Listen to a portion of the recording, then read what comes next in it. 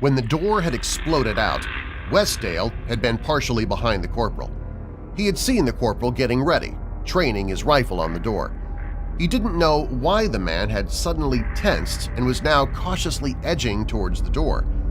Westdale didn't hear or see anything but wasn't surprised. He had lost part of his hearing long ago, with no great story behind it other than good old heavy metal and the high school saying, "If it's too loud, you're too old."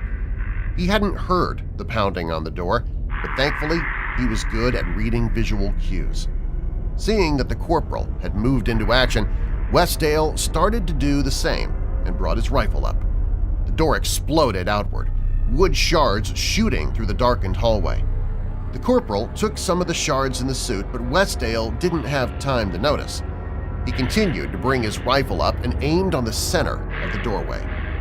Then he paused. The thing had once been a black man, but the man's skin had lost so much of its color. It seemed that ash had formed over the top of it. There were long gashes in its outstretched arms, and its eyes had lost all of their color and had gone white. It had cuts along its cheeks, around its neck. Its lips were raw and peeled back, moisture having been sucked dry from them. In fact, the whole body looked like it had all the moisture sucked out of it.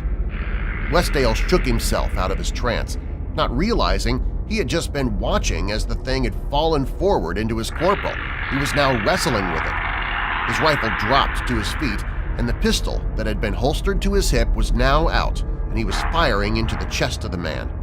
The sound of the gun was excruciatingly loud in the enclosed hallway, but Westdale watched as his platoon leader emptied his chamber, firing into the chest of the man. However, he kept fighting, like the bullets were having no effect on him.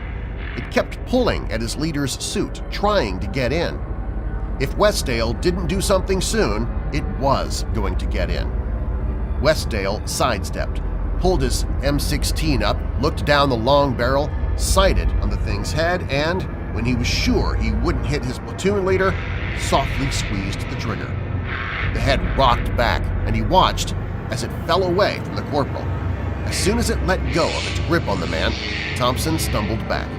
He looked over his shoulder at Westdale, gave him a nod, then turned back to look at the thing. Westdale had been able to see the corporal's face through the faceplate and saw the shock that he himself had been fighting against. "What the fuck is that?" Westdale asked. "Some sick-ass person." "Yeah, right. Christian, how you coming?" the corporal said over his radio. "I heard gunfire. I'm on my way." "Negative. Check the rooms in depth. We have this one under control." The corporal looked back at Westdale. "Who shot?" "Corporal," came the clipped female voice. Westdale wished the doctor would figure out how to use the damn radio. There was a command circuit where she could talk to the corporal directly without the rest of them listening in. It felt like he was sometimes listening to his parents fighting. "Yes, doctor." "Get that body to us. We want to do an autopsy." "Understood." The corporal stepped forward and reached for his rifle. "Westdale, help me get this body over there. Christian, as we pull out, I want you to meet up with the perimeter team. Get with Brady and you two triple-check everything in here with a fine-tooth comb. Make sure to get everything on video so the doctors can see." The corporal was cut off as the corpse he was reaching for grabbed him first, grasping around his waist. The corporal had been bending over to pick the thing up, and it was probably just luck that he had already braced himself for the weight. Otherwise, Westdale felt sure he would have watched his corporal fall straight forward into what was left of the thing's mouth. Instead, he watched as his NCO was able